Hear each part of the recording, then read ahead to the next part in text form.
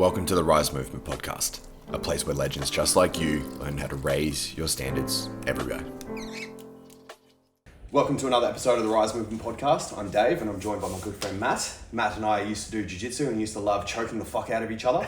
Today we're not talking about jiu-jitsu though, we will be talking all about the wonderful, crazy Wild West of crypto. So I'd like to welcome Matt. Thanks, mate.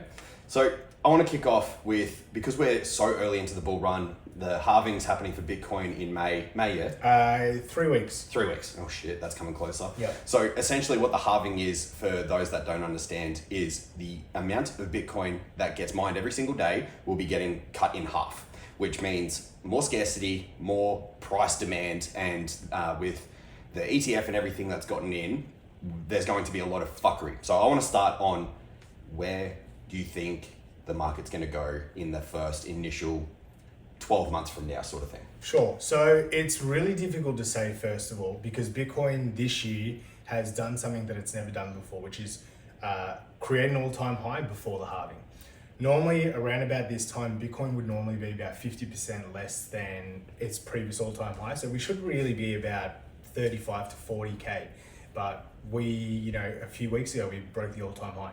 So because Bitcoin is now behaving totally different to what it's done in the previous last three bull markets, it's very hard to speculate how high we'll go. Now that we have the big players like the hedge funds, like BlackRock, and the ETFs, like you mentioned, it's very difficult to give a price cap on where it's going to be, and also what's going to happen between now and the halving, because it's behaved completely differently. Yeah. So I do believe that we're going to get a lot more volatility, because I do full-time trading.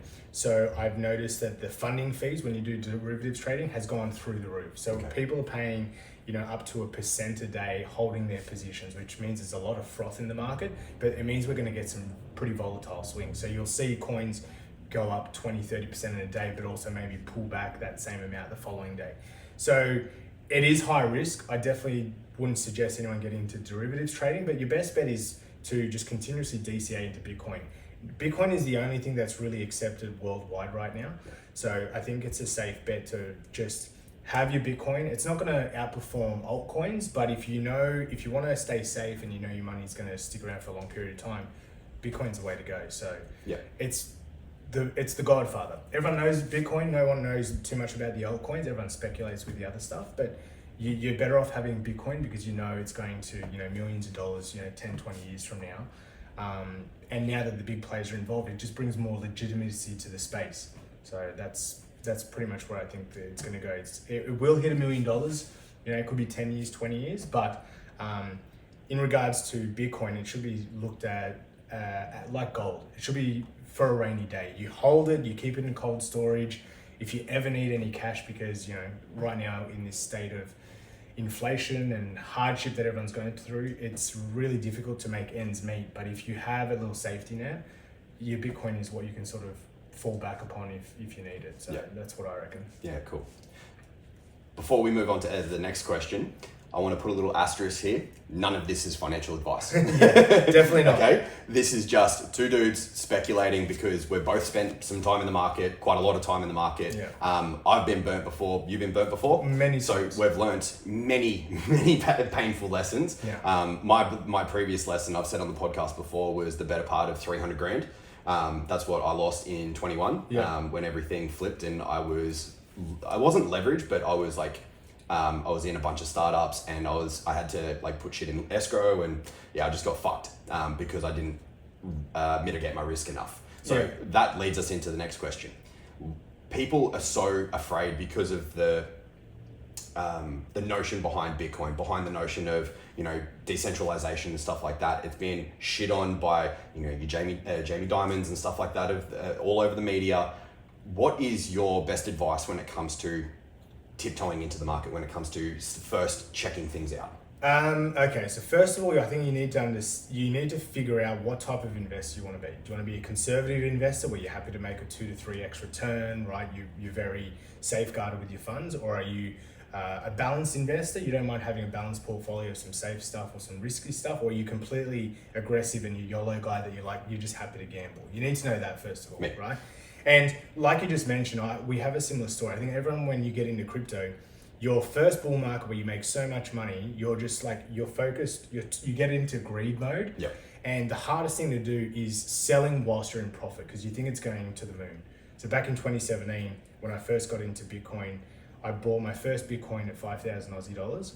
When it got to 20,000 US dollars, that's when I was hearing things, it's going to $250,000, right? And I turned $10,000 into 60,000. I didn't sell a cent. 12 months later, that 60K was $1,500, right? And I was like, what was I thinking? Why wasn't I just happy with making a 6x return? And I had a similar story in the 2020, 2021 bull market where I turned about 50K into like $500,000. Once again, I did take some profit along the way, but I only probably profited 150 to 200K, right? And it's just greed. We get really greedy. So this time around, I've definitely changed my philosophy on my investment. I was very YOLO and aggressive back in the first two bull markets. This time around, I'm a lot more conservative. Especially with, everyone's doing it hard financially. If you can get ahead by just making some good investments and having a balanced portfolio of, maybe 60 to 70% of like just the top tier tokens that are probably going to do maybe a 5 to 10x, and then have 30% into the riskier assets, that's probably like your best breakdown for a good performing portfolio where you're decreasing your risk, but you're also going to maximize some of the volatility with some of the meme coins and stuff like that. Because meme coins are not a good investment, but why they're good is because as an investor, you need to look at what where the communities are, and meme coins have got a huge community. So if you're looking to invest in meme coins, I always tell my clients, 0.5% to 1% of your total portfolio, because it's literally a gamble. I'll put 50 to $100 in a meme coin and I'll just be happy with that. But I do see some guys that go completely off the Richter and they'll put $10,000-$20,000 in it. And look, you risk, those guys have got the funds to do it, and that's all well and good, but it's just not the best way for longevity and coming back cycle after cycle. Because people get burnt and then they don't want to come back to crypto because they're like, I got hacked, I got scammed, I got all this, or I went into a pump and dump. But that was your choice. You decided to go away from Bitcoin and Ethereum and those safer assets, and you decided to take a risk. So you need to, die by the sword. If you're going to take that risk, you've got to be willing to, to see your money go to zero, because a lot of the times these things they're highly speculative. So it's super difficult to pick what token is a good investment. So it's best to just stick to the safer assets and build your portfolio cycle by cycle, because we know it's a 4-year cycle. So why try and risk everything over the course of 6 to 12 months, where really as an investor, you should be looking at longevity, 10, 20, 30 year game plan, rather than try and make be rich quick, really. So that's why I think it's better to just have a balanced portfolio, so you come back every 4 years and you rinse and repeat what you learned from the previous cycle. So the big thing that I learned, so same thing, 2017, I put in maybe 10 grand, turned it into 150. I took some profit, not too much, but because that was where I started my trading career as well. I got fucked with an Amisa Go trade that everything was perfect, technicals were perfect, volume was building, entered the trade, next minute stop loss didn't trigger, and I lost about 15 grand Australian. That made me learn more about myself and psychology, because psychology drives the markets. So you'll see people go through the last, almost 10 years of crypto has been intense greed, intense fear. And you can gather market sentiment by people's psychology, by how many meme coins are going off, how many back in the day ICOs, all these different things that were people over leveraging themselves and they were getting burnt. What's the biggest thing that you've learnt with your psychology and the way that you carry yourself when it comes to the market these days? So what I do is I watch a lot of YouTube. So I see what other people are watching to understand what I should be doing differently, right? So that's the biggest thing, is sentiment. So I watch a lot of YouTube to see where a lot of influencers say we're going to, and then I'll always make sure that I have my sell orders well below that, because all their followers, especially big channels like Altcoin Daily or Crypto Banter, or all these big sort of channels that have 500,000 to $1 million followers, or sorry, 1 million followers, if they talk about a token, a lot of liquidity goes to that token, right? It's a lot of them got in a lot of trouble last bull market because they were talking about coins quite regularly. So your best bet is to watch YouTube, see what they're talking about and what price points they're talking about certain tokens, and make sure that you take your profits well below that, because all their followers are going to have that same, stop loss or take profit zone. So you want to make sure that there's liquidity in the market for you to sell, and you need to manage your emotions. I think is the biggest thing. Like, it's easy to buy a token, but it's very difficult to sell one when you're in such big profit, because you just think it's going to the moon. Yeah. And it's a psychological thing where I've told a lot of my clients is you got to come into this bull market with a plan. And the plan, first of all, needs to start with a goal. Like, what is your actual goal? Are you looking to pay off your house? Are you looking to pay for your kids' tuition? You're just trying to get by, and you just need ends meet. So whatever your goal is, you then need to formulate where you're going to be taking profits on certain tokens in your portfolio. So for example, Bitcoin. As soon as Bitcoin continues to make an all-time high, I'm always taking profits off the table, because I just don't know at what point someone's going to have a fat finger, sell their Bitcoin, because right now so many people are hodling Bitcoin.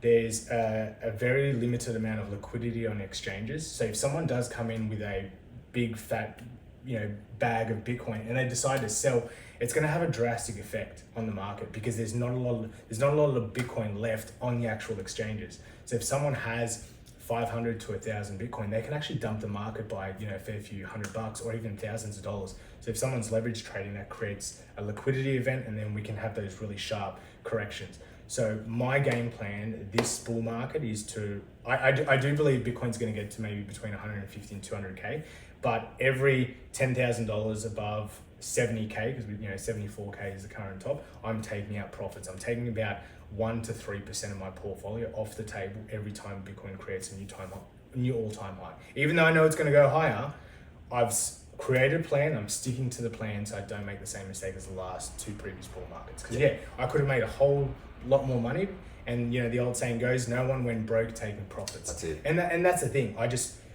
I know the mistakes I made from the previous two, and I've got to learn from them. Even though I want to buy that Lambo and I want to buy that house, I know that the Lambo probably won't come this bull market. It'll probably be the next bull market if I play this bull market correctly. Yeah. Right. So I just want to make sure that I'm sticking around so I can take advantage of the next 4 years, because this is a 1 in 4 year opportunity, but the 3 years after the bull market is really dead. No one's talking about crypto. No one's watching anything on YouTube. It's like you go into depression mode. Yep. Right.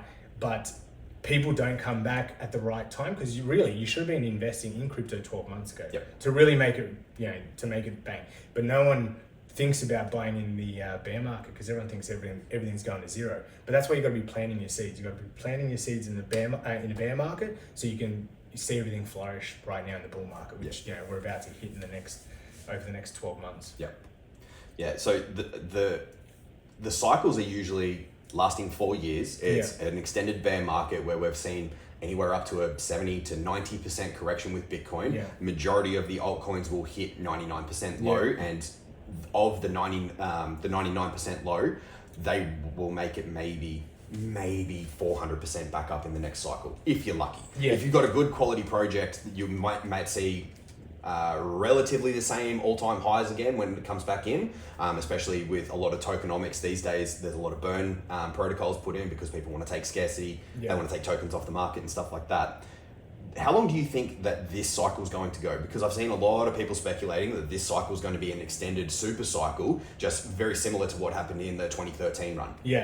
Yeah, look, like I said, I could be just another person that gives you my thoughts on where I think things are going to go, what the market's going to do, but no one knows. Anyone that tells you that they know, they don't know. Yep. Because if you go to YouTube, everyone's got a different price point. Everyone's saying 500,000 or $1 million this cycle, whatever. So I don't want to give out a price. How long do I think this cycle is going to go now? I think we're actually going to probably see a less volatile cycle now that the big hedge funds are in. I believe that Bitcoin's going to behave a lot like gold, right? So there will be more price stability. Bitcoin this time around only came back, I think, about 70% from its all-time high, whereas previously, like you just mentioned, Bitcoin's come back at least 85% from all-time high to market bottoms. Yes, majority of altcoins, 99% of altcoins will never make a higher high than their first bull market high, right? It just that because it's speculation. So your best bet is to always get into new narrative tokens. So obviously this year is AI, since ChatGPT last year in November came out. AI tokens are going crazy. If you're in the stock market, you've probably heard of Nvidia. They make the microchips that go into like computers and our phones and all that type of stuff. So this year's narrative for crypto is all AI tokens. Fetch, AGIX, AIG. There's all these, anything that's got AI in its bio has basically been pumping. But it's very difficult to speculate where tokens can go. As soon as they break their all-time high, it's called price discovery. So we could go to $1 million. We just don't know. But it's as soon as someone feels that the market is overheated or there's too much froth, that's where we're going to see a huge flush out. Yeah. So that's why, like I said, game plan is to, first of all, is make a plan of where you want to start taking your profits.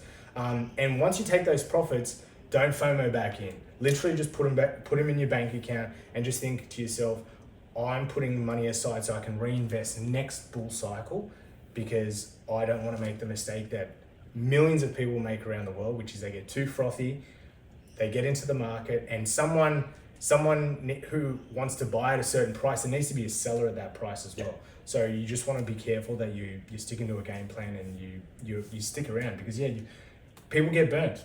I got hacked for $15,000 literally 6 months ago. It was a really hard pill to swallow, and I've been in the space for 7-8 years now.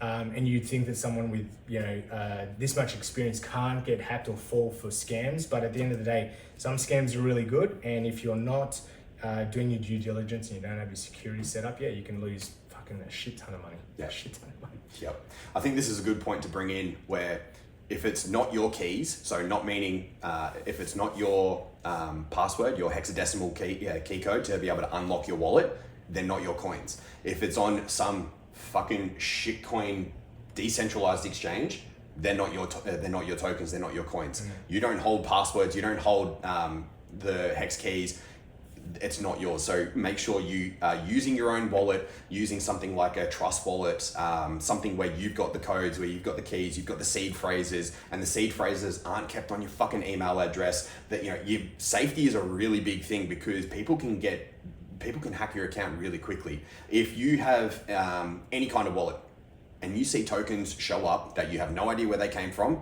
don't click on them, because there's going to be either like key logging software attached to it, there's going to be phishing software attached to it, there's going to be so many things that people are looking to be able to steal your shit. So make sure that you stay away from that sort of stuff. Set up a plan, set up a wallet, save things to paper as well, so that you can have it sitting in a safe like I've got. Make sure you know that your coins are your coins, because if they're on an exchange, if they're not in a ledger, in a Trezor, or like a paper wallet or anything like that, they're not yours and it's not safe. That's a big piece there. Yeah, I think if you're new, right, and you're not in the market at all, I think things that you probably should avoid is things like trying to get airdrops. So airdrops are free tokens. You probably should stay away from decentralized finance. Even though DeFi, I think, is the future, I think when you're new, you've got to start really simple. Just start with signing up to an exchange, buying, some of the top 20 tokens such as Bitcoin, Ethereum, Polkadot, things like that. Just keep it really simple, but avoid things like NFTs, airdrops. Those are more for advanced crypto market users, because there's a little bit more gambling with that type of stuff. 100%. There's so much more luck that's involved in it. A lot. So how I got how I got hacked for $15,000 was I was trying to claim an airdrop, and I saw an airdrop on Twitter, or X, that it's called now. So I went to this website, connected the wallet, but what had happened was I was actually running a webinar or a workshop online. It was a full day workshop, and I was concentrating on the speaker at the time. And whilst he was speaking, I was just playing around looking at stuff on Twitter, and that's how I got done. I wasn't paying attention to what I was doing with crypto, connected my wallet to a phishing site, and they drained $15,000. Yeah. So even experienced people like myself can get duped. So stay away from NFTs, stay away from airdrops, keep it really simple. Your first bull market, just buy, like I said, Bitcoin, Ethereum, and Solana, stuff like that. That's financial advice. Not financial advice, but just stick to the large stuff, right? Yeah. You're going to make a 3 to 5x return, which is a great start for any beginner in crypto. But like I said, you want to make money so you can stick around, so you can benefit from all the future cycles that are coming along. Yeah. So something that you mentioned earlier was DCA, so dollar cost averaging. Yeah. So this isn't financial advice. A bunch of different people out there, like the Barefoot Investor and stuff like that, talks about dollar cost averaging. It's one of the safest formulas to be able to get exposure to any kind of market. It doesn't matter whether it's, you know, the S&P 500, where you do like a Vanguard, what do they call it? The VU fund, I think it is, where you get an exposure of the S&P 500 and you just basically trickle money every month or every fortnight or whatever you can afford. Can you go through the theory behind DCA? Yeah, so basically you pick an amount and you pick a time frame. So let's just say it's $100 a week, right? So instead of putting $100 a week, maybe in a bank savings account, you're just buying $100 a week of Bitcoin. So you might just say, this is an example that I gave my clients. Thursdays in crypto seem to be down days. So I've told my clients, if you want a DCA, just buy $100 of whatever token it is, predominantly hopefully Bitcoin. Buy $100 of Bitcoin every Thursday at 9 a.m. And now you've got platforms which are really good. So like CoinSpot, for example, one of Australia's biggest exchanges, you can actually schedule that onto the platform where you can just deposit, you know, whatever amount. You might have $10,000. You deposit $10,000 onto the platform. You can create a recurring buy order of Bitcoin, $100 a week, every Thursday, 9 a.m. And then it'll take the $100 out of your $10,000, buy Bitcoin, and the Bitcoin just sits on the exchange. Now, like Dave said, it's not wise to keep your crypto on an exchange. Lots of exchanges can get hacked. So you're best off getting a cold wallet, something like a Trezor or a Ledger. They're like USB sticks that go into your computer. You transfer the crypto from the exchange onto the cold wallet, and then the cold wallet you just hide somewhere in your house. The cold wallet is not super important. If you lose the actual USB stick, it's not the biggest deal. As long as you have the 12-word or 12 to 24-word secret recovery phrase, you can regain your crypto. So that's the biggest thing. That's the biggest advice I would give people is once you buy your crypto, take it off the exchange, put it on a USB stick, the cold wallet, and then just store that somewhere safely in your home. Yeah. So the good thing about CoinSpot is you can set up really easy transfers in it from your bank account. This isn't financial advice either. If you don't have an ING everyday account set up, because all the big four in Australia are clamping down on crypto, even though a couple of months ago they said it was going to be all fine. I know that CBA's fucked people over. They've screwed me around recently. They've held deposits. They're not playing fair because they notice that they're losing power. They thinking that we're going down the route of like a CBDC sort of thing, whereas we're probably going down that route anyway. But they want to try and restrict everything to keep it in Australian dollars so that they're not losing funds out of their account because they're not offering decent savings accounts, you know, your high interest sort of savings. Whereas back in the day, talk about, you know, the 2008 GFC, they were still offering 8% on a term deposit. So you lock it up for 6 months, you get 8% on that money that you lock up. Whereas now, what's a savings account? Maybe 4%? Yeah. Like you said, Combank, because I'm with Combank, they've got a $10,000 a month restriction on crypto investments now. So you can't invest more than $10,000. Now, I do have a broker that works around that because I have some high net worth clients, and they want to put in close to $500,000. Yeah. So I do have a relationship with a broker, but it's becoming increasingly difficult because banks know that they're losing power, so they're trying to restrict how much money you can now remove from your bank account, which is really crazy because it's your money. You should be able to do what you want. But this day we're having less and less freedoms with the banks that we use, which is pretty scary thought. Yeah. So the reason why I bring up ING Direct is because all of their bank accounts, they have no fee transactions to get onto CoinSpot or Binance or wherever else you want to send to. So you've got things like BPoint transfer. You can do direct transfer, ASCO, BPay. Like there's a bunch of different ways to be able to get your money from ING into the market and do it through a safe exchange like CoinSpot. So I'll chuck my referral code down below if you want to jump on that. It doesn't give me very much, but it just makes sure that you're getting into the right ecosystem with the right links and everything like that. Setting up an ING account in general is a really good idea. If you've not read The Barefoot Investor, I'll put a PDF down there in the description as well to a free version of it. Read that to be able to set up all your bank accounts, set up your savings in the way that you put your money around. Again, not financial advice, because it tells you what to do inside of the Barefoot Investor as well. So dollar cost averaging, what Matt was talking about, regardless of where the market's at, if Bitcoin's at $111,000 Australian and it goes up to $120,000, it doesn't matter, because you're still buying the same dollar amount every single week. That 9 a.m. transfer is going to happen week in, week out, regardless of what goes on. The market's going to do what the market does. The good thing that I love about crypto is it's 24/7.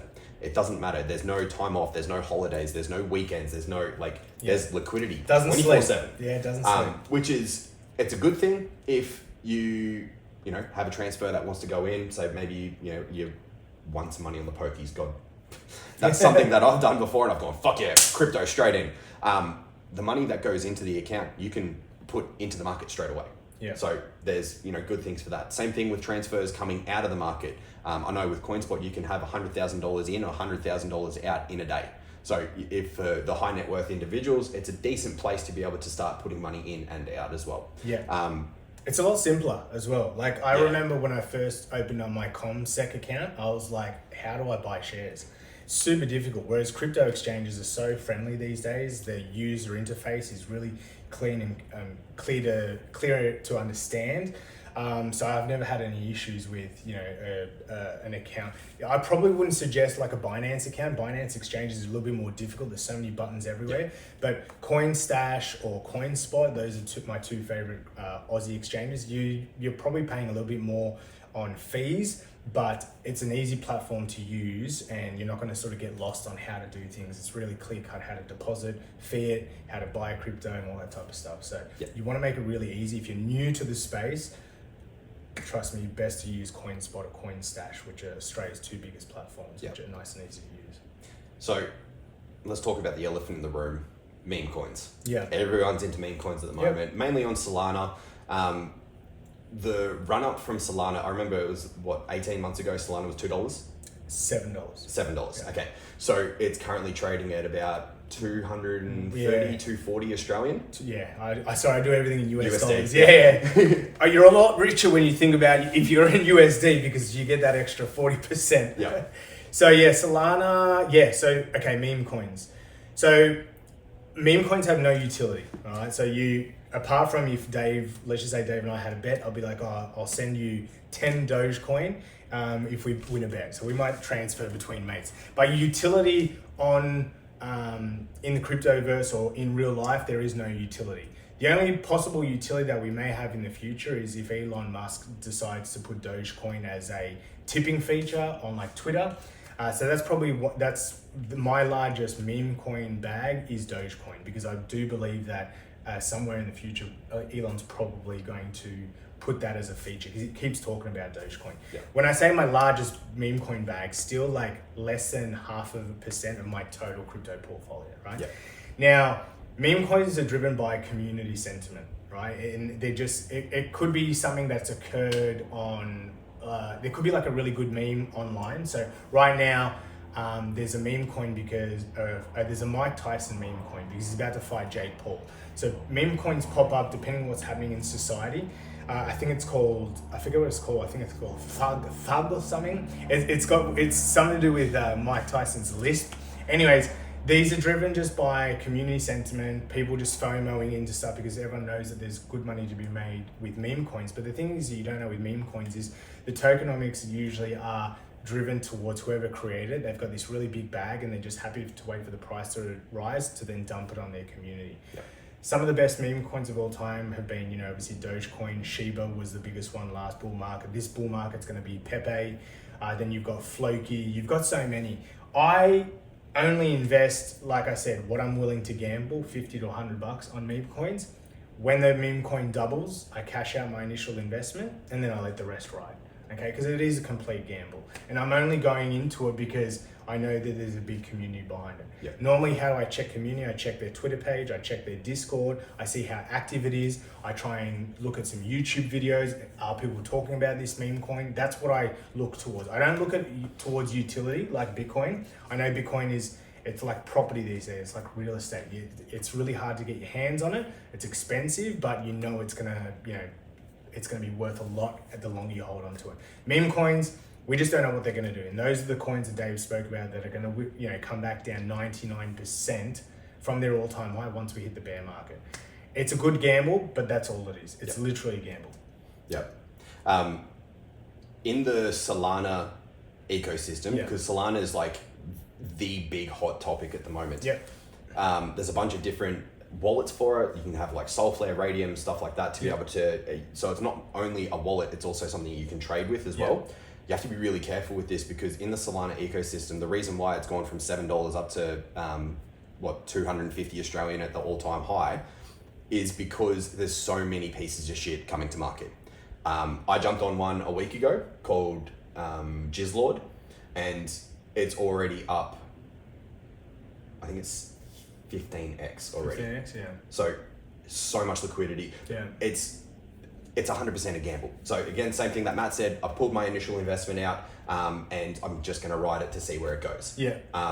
It is what it is. So yeah, with so Dave just talked about like Soulflare, which is a decentralized wallet. Okay, so when you, I guess, have been in the space for a little bit longer, you'll learn about things like R.Y.S.E wallet, MetaMask wallet, Soulflare wallet, Phantom wallet. There's all these different wallets. These wallets are in the DeFi space. DeFi is probably going to be the future of finance. It's trying to take what the traditional finance system has been able to do, but take it decentralized. So you'll be able to borrow, lend, stake, get mortgages on crypto and stuff like that. It's probably not something I would recommend for a first-time crypto user. I think the best bet is to just stick to just buying a bag of tokens and selling that and educate yourself on the DeFi space, because DeFi is where hacks can go wrong. Yeah. You have a decentralized wallet that connects to a decentralized website, so you don't even know if the website is legitimate. Your wallet that has your funds and your money in it, you have to connect to that website, so you need to first of all have faith that the website is not a hacked website, because as soon as your wallet gets connected, you can get drained. So it's something that I would avoid as a first-time user. And if you want to get into it, best to find yourself a mentor like Dave to like walk you through DeFi wallets, because a lot of shit can happen in those. It's the Wild West. It is the Wild West, and it can be. It's probably too big of a risk to take for an early user. It's going to probably take you away from the crypto market, especially if you get scammed through DeFi. That you're best off just buying tokens on an exchange, putting it in a cold wallet, and educating yourself about DeFi before jumping into the space. Yeah. In end of 2020, I was a part of a startup called Spartan Protocol. It's actually what that tattoo is. I was the community manager, basically just looking after the community, making sure that no FUD and all that sort of stuff. FUD is fear, uncertainty, and doubt, if you don't know what FUD is.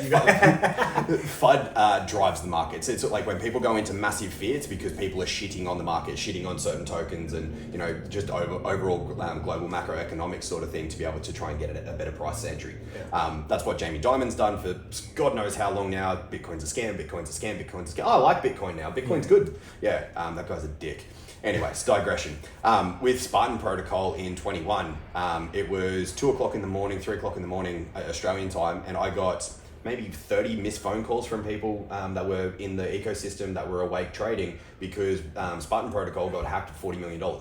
So what happened was there was a very, very smart individual that read the code and figured out that there was an exploit inside of the DeFi system around the very technical way, basically inside of the pools, all of the pools, and they just exploited it with a loan, a BNB loan from another provider, got the loan, flushed all the wallets of all the BNB, Bitcoin, and a few of the other bigger tokens, like the more stable tokens, and then it was all done and dusted in 5 minutes. And they got to keep about $30 million in their own wallet, because you know on the block Explorer you can track everything. So you got to watch everything that happened in a 5-minute window, and it was chaos and calamity.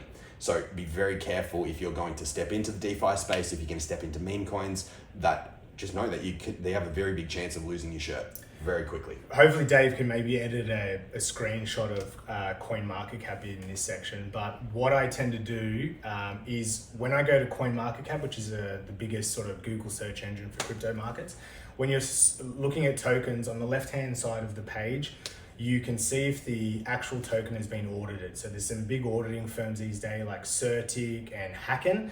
Normally I won't invest in a token that hasn't been certified by those two auditors. Yep. So if Dave might sort of screenshot where you can find that. That's probably your best bet to make sure that an auditor, so a blockchain auditor has actually gone through the code, make sure there's no red flags in the code. So stuff like that doesn't happen, because a lot of meme coins, they don't have like any Certic audits or anything like that. It's just a pure gamble. But if you're wanting to invest in something that has a long-term potential, always good to find tokens that have a Certic or Hacken auditing process done. Yeah. And that costs company like $100,000 to get those audits done, so you know they're legitimate if they're willing to put up that much money to get their code audited and stuff like that. So it's super important. Yeah, and even though a company has gone through like Certic or whatever, they still have a chance of getting hacked. Oh yeah. So like nothing's foolproof. 100%, nothing's foolproof. Nothing's foolproof. So just know that it's another layer to your due diligence to make sure it's like, okay, cool. Do they have a Certic or do they have this, and this? If yes, then I move on to the next step. It's like creating a plan. You, like what Matt was talking about earlier, you need to have an entry strategy for what you're buying, when you're buying it, how you're buying it, what purpose you're buying it for, and also an exit strategy. 100%. And if it doesn't meet your set criteria, you don't enter.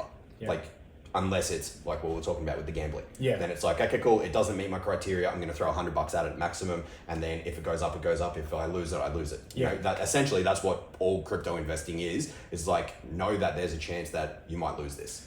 Yeah, like no matter what token, if it's a meme coin or if it's a blue chip token like Bitcoin, right? If I'm getting into the market, I'm always selling my initial capital as soon as the token doubles. Okay, that is my rule. And the reason, because I'm playing with house money.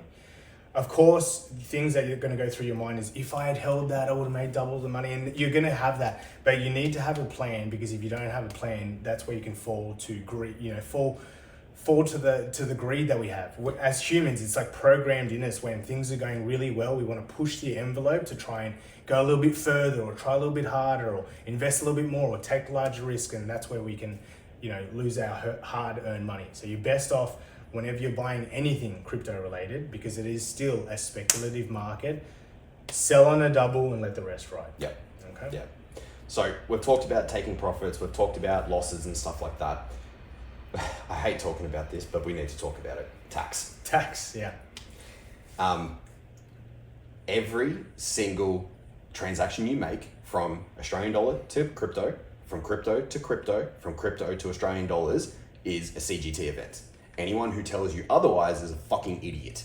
How do you set yourself up for your tax? Obviously, you don't have to go into specifics, but what's some of the ways that you think about when it comes to your transactions and setting up for tax time? Sure. So the easiest way is to go to a website like Coinly or Crypto Tax Australia, and normally they will show you some videos on how you grab what are called API keys. Yep. So when you have an exchange, you create an account, you can get what's called an API key. It's a bit of code that you then copy and paste into Coinly or Crypto Tax Australia, and it will literally calculate your taxes if you've remained on the platform, right? So if you are doing all your trading on the platform, you're buying, you're selling, you're swapping, it'll calculate all the taxes. What makes it a little bit harder is if you're then sending those funds to a DeFi wallet, right? So we talked about R.Y.S.E, Solflare, MetaMask. That's where it's going to make things a little bit more difficult for you. Thank God I've got a good accountant, and he's just like, Matt, just tell me your P&L at the end of the year, and then I'm just going to take it off that. Because yes, like Dave said, you're supposed to be getting taxed on every single transaction, but I'm very active. I probably do about 50 transactions a day, and you times that by 365. That's a lot of work, and that means that my accountant is going to charge me tooth and nail to do my tax reporting. I don't like doing the Crypto Tax Australia stuff, because I had a bad experience a couple of years ago where I had to pay $400,000 worth of tax. Long story, I won't get into it. So I spoke to my accountant. He's like, look, at the end of the day, the ATO is just going to want to know how much profit you made. So just give me your P&L and then, work through that. Obviously, I've got a good relationship with my accountant. If you don't have a good relationship with your accountant, probably use one of those websites, or, speak to Dave a little bit more about how he does his tax. Yeah. So I use Crypto Tax Australia. My accountant's Luke. Luke is absolutely one of the biggest legends. He saved me so much fucking money. Shout out to Luke. And also Adrian, one of the founders of Crypto Tax Australia. Adrian saved my ass from having to go bankrupt in 2021 because of how much money I lost. Yeah. So he saved me multiple six figures. Yeah. Yeah. I'm very lucky with him. But it's individual, it's case by case. Yeah. You know, like what you went through, that's your circumstances with your portfolio and your like everything else that you've got going on. Was it true? Who knows? Yeah. That's the shit thing about crypto is it's like it's open very to interpretation. There's still a very grey area. There are ways you can mitigate tax if you know what you're doing, which is something that obviously I'd like to do as much as possible 100%. because we pay enough taxes as it is.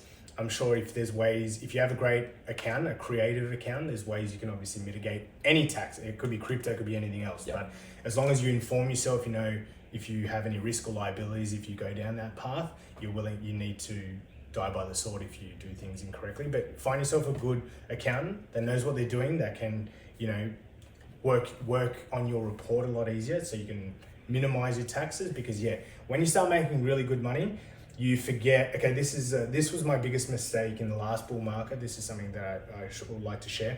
I actually sold all my crypto at the top, okay? When the market pulled back, I bought back in. So I was going to get taxed on the profit that I made at the top. But when I bought back in, because I thought I was buying the dip and then the market went down, I didn't put any money aside for all the tax I needed to pay when I sold at the top. Because I reinvested and then that money started dropping, I didn't have any money to pay the taxes that I owed from selling at the top. That's one thing you really need to be careful of. So if you do make some profits, let's just say you bought Bitcoin at 10,000, you sold everything at 20,000, put at least 30 to 40% of that profit aside for your tax so you don't fall victim like I felt, where I had literally no money to pay my tax bill because I bought back the dip and then they just kept dipping. Yep. Nothing like catching a knife. That's right. Yeah. So always, whenever you have a successful trade, let's just say you're a bit more active, you're getting in and out of the market because you're conservative, you're happy to make 10, 20, 30, 40, 50%, whatever. Put the majority of that aside for your taxes because trust me, it's going to save you at the end of the year. Absolutely. And then you won't have to worry about, like potentially losing your home and, going bankrupt and all these sorts of things. Like sadly, I've spoken to a bunch of people in and around the crypto space that have had to go bankrupt. I've spoken to a few people that were like on the verge of unaliving themselves because they had such a giant bill. They went into Coinly or whatever it was and threw in all their API keys and it came out with a $300,000 tax bill. And so they're like, I can't fucking do this. And so they were about to go. Yeah. And, thankfully I've referred them on to different accountants and then they were able to find a manageable strategy to be able to pull themselves out of that market. Yeah. It's like at the end of the day, it's only money. So don't think your life is worth more because you've tried to get your family ahead or whatever it is and jump into a depression and go, I can't fucking pay this money. There's a way to be able to mitigate all of it. And don't leverage yourself. Unfortunately, there was a really bad story last year where a token called Luna was, collapsed. And, apparently there was 9 people that committed suicide. This is what happens when people get frothy. They over leverage themselves. They put another mortgage on their house. You don't ever put money into the market that you're willing to lose. That's the number one rule. Yeah. If you overexpose yourself and you try and hit that home run and you leverage your house or kids' tuition, don't take that big of a risk. Put only aside what you're willing to afford because you want to have a plan that allows you to come back every 4 years. This is what I mean. People get so burnt that they never want to come back to the space. And when they come back to the space, it's usually at the all-time highs again because they make that same mistake. Yeah. The best time to invest in crypto is when no one's talking about, which is in the bear market where you think everything's going to zero. That's the time to be planting your seed so you can, it all comes to fruition in the bull market. Right now, as soon as I heard the news talk about Bitcoin the other day, I'm like, it's time to start selling. And this is what I'm doing. I'm starting to sell every time Bitcoin makes that new all-time high. I'm selling into the market because I know someone's willing to buy at that price and that's creating liquidity for me to sell. There's going to be a point where the price is going to get so high, you're going to try and sell, but there's going to be no one willing to buy at that price and that's where the market's going to turn around. Yeah. And when it turns around, it's very violent. And it can create some really stressful emotions if you didn't stick to your plan. So it's always important to have a plan. Yeah. One of the best things that I got taught by good old, what's his name? Alex Nuggets News. Years and years ago, because I was a part of his paid community and all the rest of it before he fucking scammed everyone. Yeah. was, one, no one ever went broke taking profits, Yeah. but also two is to set yourself up in a way that you know what your strategy is. Like that's the best thing that he ever taught us is, you know, essentially, this is another thing that he taught us, is trading, investing is a zero-sum game. You are entering the market, but you're also buying from someone else who's selling. So it's you versus the other person on the other side of the screen. 100%. So when you buy, it's like, who am I buying from? Where's their price point to be able to get out of the market, to be able to sell me their liquidity? And the same thing for when you're selling to people, it's like, God forbid, if you jump into an investment and you buy really, really low and it shoots up 10,000%, which is not uncommon in crypto, and you sell at the top and you make a fat wad of cash, you're essentially dumping onto someone else. Like one of the hardest things to swallow, especially when you make shit tons of money, is that there's a chance that you're going to shit on someone. Yeah. You have to think when you're about to buy something, it's like, I'm about to buy this off someone else. Why are they selling? Are we at a stage in the market, or has this token over delivered in the last few months? Like, why are they selling? If I'm able to buy their shares, why are they looking to sell? This is why I think everyone that gets into the market should have some basic fundamental understanding of how to read charts and technical analysis. It's something that a lot of people don't do. They just buy into the market and they just don't know what point they're buying into the market. Usually people are always FOMOing into the market, right? They're seeing something go up in price. Like, I better get in because I'm missing the train. Unfortunately, those people are buying off me because I'm selling on green candles and I'm buying back when it's red. Yep. Okay, and that's a very difficult thing in market psychology that people tend to not understand. Why are you buying as the stock is going up? Someone is going to be selling soon into that. You want to be buying when it's red, when the prices are coming down. That's your best opportunity to buy. That's obviously if the token is good. So every time Bitcoin has a red day, I will buy because I know Bitcoin's going to be sticking around for a long period of time. And every time it has a green day, I will sell into the green day because you've got to buy low and sell high. It's pretty basic stuff. But a lot of retail investors, we do the opposite. Right, we FOMO in, so we'll buy when it's green and then we'll sell when it's red because we panic sell. Yep. It's a normal human emotion like greed to have that fear, but you need to restructure your brain to think opposite. So whenever you see green, you sell. Whenever you see red, you buy. It's something really difficult to do. So the reason why I got into psychology so much is because of trading originally. I read like Trading in the Zone and all those sorts of like OG trading manual sort of thing about psychology. Because when I lost that trade at February 2018, I was crushed. I was so demotivated. I was down in despair. I was like, going through the 5 stages of guilt essentially. And I was like, what the fuck is going on with me? Like, I'm not in control of what's happening with my body. It's like I'm completely just blown to and fro by this experience. So I dove heavily into psychology, and a lot of what I do now is psychology based, mindset based, because I shit myself when I lost so much money. And so many people do. There's this law, it's called the 90-90-90 rule. 90% of retail investors will lose 90% of their portfolio in 90 days. And like, that's a staggering statistic. So imagine this, you put in $10,000, you're gonna lose $9,000 in 90 days.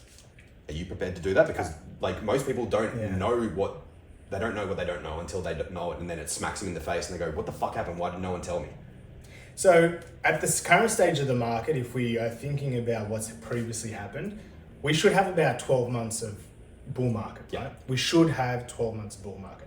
But as I said, because Bitcoin has behaved completely different to what it's done in the previous bull market, no one can actually tell you at what price we're going to hit, right? And that's why it's important to have the plan, take profits as we continuously make all-time highs. Because as Dave said, we're getting to the stage of the market where people are now going to be rushing in, and we just don't know when someone's going to be ready to dump their bags onto you. So you need to formulate a plan. Getting into the market, your best time was 12 months ago. Next best time is obviously today, but getting in today, I wouldn't be rushing in. There's still a lot of froth in the market. Dollar cost averaging is still the best way to do it because you're taking out the volatility in the market in the short period of time. Because right now Bitcoin has, it's hit 70,000 US again. But it could have a big drawback all the way back down to 50K US, and that's also a potential factor that you need to factor into your strategy. Where is there liquidity in the market? What's a good buy price? And where are people going to be selling? Obviously, the closest psychological number where everyone's like, oh, Bitcoin's going to hit 100K soon.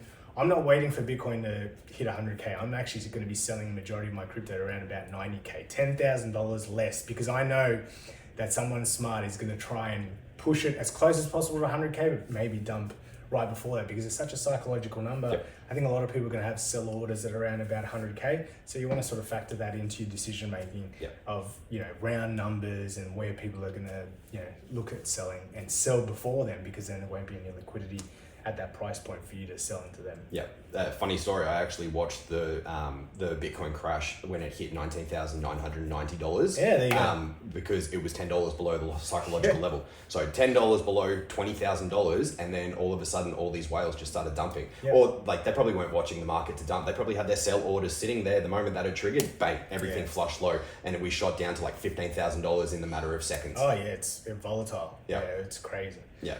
2017 was the Wild West, yeah. Yeah, I remember good old Rev Nissen. Did you ever follow Rev? No. So Rev Nissen, he posted this hand-drawn chart where he goes, this is how Bitcoin's going to go. Everyone says it's going to stop at $10,000 and it's going to go all the way up to 20.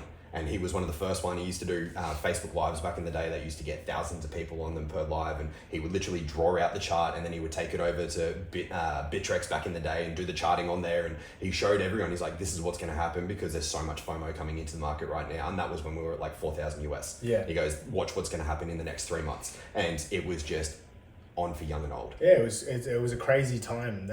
I knew nothing about technical analysis. I knew nothing about Bitcoin. I just knew that this thing was going up, and unfortunately didn't take any money out. Learned that lesson the hard way. Learned an even harder lesson in the last bull market, but those two previous bull markets now, I believe, empowered me to make the best decisions for this upcoming bull market. I've already 10x my portfolio in the last 6 months. Nice. Right? But I've taken the majority of that already off the table because I know the mistakes that have occurred the previous bull market, and I just don't want the same thing to occur. Yeah. Especially like, Dave's talking about these, high interest rates, cost of food's going up, petrol's going up, my car insurance doubled, everything is going up, and wages is not increasing as quickly as it should be. So the crypto market allows retail investors like Dave and I to be able to, make money without having to be in Wall Street, without having to use ComSec, without having to deal with banks, and we can empower ourselves to get ahead in life by using crypto, which is great. Which is not something that was readily available, 10, 15 years ago. You had to do stock market and penny stocks and all that type of stuff. Crypto has opened the traditional finance system to retail investors, which I think is a great opportunity. But now that the big players are in, they're going to try and do the same stuff that they do in the traditional finance system over to crypto. So you need to really be careful about your investments and take profits regularly. Yeah. So the big thing, like we've said a lot of doom and gloom on this podcast, and there's for big reasons. We don't want people to get, to go bankrupt, to lose their houses, all these sorts of things. And what probably my biggest lesson that I want you guys to learn from is to learn from people who've made the mistakes. Like we've cost ourselves probably the better part of $1 million between us. Oh, easy. And easy.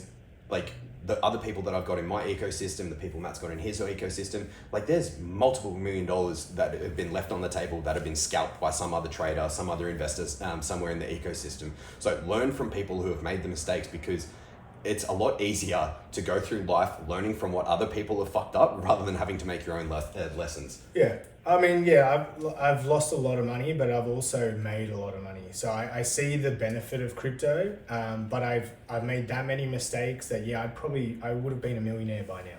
100%. I would have been a millionaire by now. But I try not to think about that, because I think about what the space has already given me, because I have made more money in crypto than lost money. So I think it's really important to see it as an opportunity to get myself further ahead in life.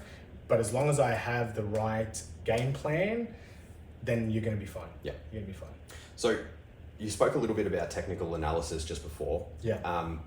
When it comes to market psychology, technical analysis, it's, trading what you see, not what you think, not what you feel. I'm going to put down a bunch of resources. I've got a bunch of free PDFs when it comes to trading resources, trading in the zone, stuff like that. I'm going to put that down in the description as well. When it comes to your style of trading, how do you set yourself up? How did you initially learn?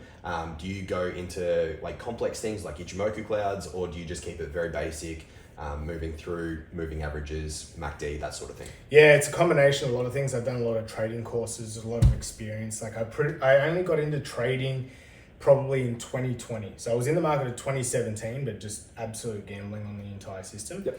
And then during COVID, that's where I went balls deep into technical analysis. So I spent 8 hours a day watching free videos on YouTube, learning about moving averages, MACD, R.S.E, stochastic R.S.E.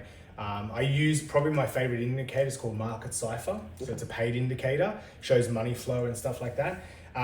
But I basically use those sort of indicators to make sort of my bigger decisions. Yep. There's another 12 indicators that I didn't mention. I don't want to get too sort of complicated, but technical analysis does really help in regards to seeing where the potential can go.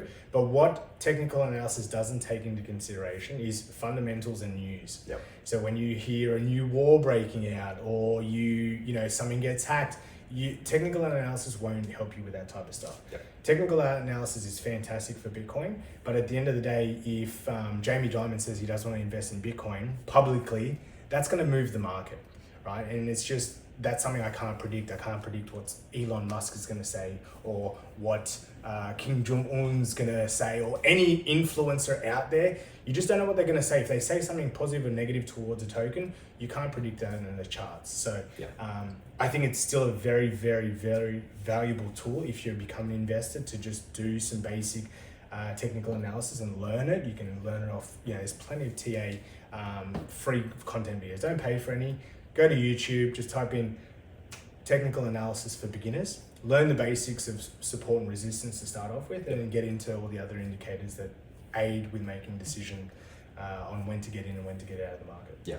Majority of the market is not timing the market, it's time in the market. You need to spend time in to understand what's going on, because if you try and time the market, there's a good chance that you're going to miss great positions. There's going to be a chance that you're going to get shit on. Someone's going to sell before you. So it's understanding that the more time you spend in the market, the better accustomed you are to market sentiment, to indicators, the candlestick patterns, these sorts of things. And we're not talking about like going really, really in depth and like what I said, Ichimoku clouds and all these sorts of things. It's just understanding green candle go up, red candle go down, and the reasons for the candles, so that you can time your entries a little bit better if you want to get into the nitty gritty sort of thing. Like I said, it's all psychology based. Every market, regardless of if it's the S&P 500, speaking of, have you seen the trend on S&P 500 at the moment? It's all up and to the right. Oh my God, it's fucking gorgeous. Like you can literally, anyway. It's always like that anyways, Yeah, but like, regardless of the market, the technicals are driven by psychology. The fundamentals are driven by the product or the service or whatever is involved in it. And it's then the sentiment that's driving that. So psychology again. Everything in the market is always psychology. Success is 90% psychology. Everything that you do is based on what goes on in here and what goes on in here. So if you can't master your psychology, you can't master your body, you have no business trying to trade the market. I'm going to say that flat out. You've got to master your emotions. That's the biggest thing. 100%, yeah. You feel like there's anything that we've left undone? Oh, look, I just think that we covered a lot of the risks, of course, of crypto, but we're talking about crypto today because we both have had the success from crypto. We believe it's a great space to get into. It's really opened the doors for retail investors. You just want to do it safely if you're a first timer. And if you're a little bit more experienced, ask Dave for some advice about DeFi and all that type of stuff. But you just protect yourself.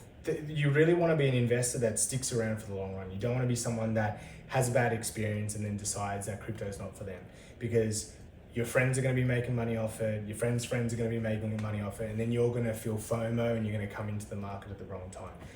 Educate yourself. There's plenty of great content on YouTube. And it's all about, like, we're coming into the next 12 months are going to be very exciting for crypto, but we just don't know when we're going to hit the all-time highs, when we're going to have that pullback. It's really important that 2 to 3 years from now, when we're in the bear market, that's where you start looking into crypto a little bit deeper, buying when all these tokens have pulled right back. Because like I said, I have 10x my portfolio already because I was investing for the last 12 months. When the market was low, when no one was talking about Bitcoin, when Bitcoin wasn't on the news, that's when I was buying. And now that the market's recovered, everyone's talking about it. Your hairdresser's talking about it. Your Uber driver's talking about it. We're doing a podcast about it. We know we're getting to that frothy end. We've got 6 to 12 months of good times, but it's going to go like that. And the later you get into it, the worse you're going to be off, because you're going to be buying into someone that's willing to sell, remember? So be safe out there. If you want some help, reach out to Dave. I'm sure he talks about crypto in further podcasts and in his group. It's the gateway to be able to get yourself financially ahead in life, only if you play the game right.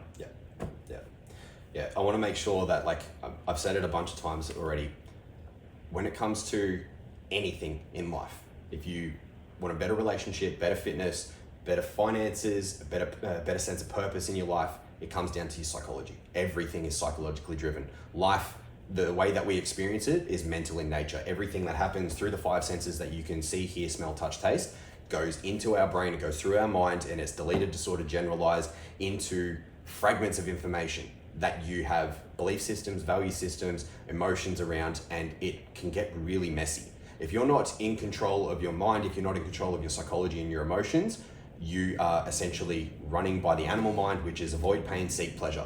And when it comes to being in the financial markets, you see candle go up, price go up, you are then chasing that pleasure. You're chasing the dopamine from it. When candle goes red and it shits on you, all of a sudden you're now in fear, you're in pain, and you're going through a depression, going through despair. You need to be able to see it as it is, and not worse than what it is, and not better than what it is, and understand that you're the one that's in control of everything, because everything is psychological in nature. It's what I do with everyone. I make sure that we work on your psychology more than anything else. So if you need a bit of help in that, please reach out, send me an email, dave@risemovement.com.au, and I can't wait to see you sitting in front of me as a client. Matt, thank you so much for joining us. Nice, thanks for you. Appreciate it, bro. Pleasure, my bro. Looking forward to choking you in a couple of weeks' time. Thanks heaps, guys. See you guys. Thank you for being with me today. Thank you for subscribing and leaving a review. It really helps us out. Until next time, take care and much love.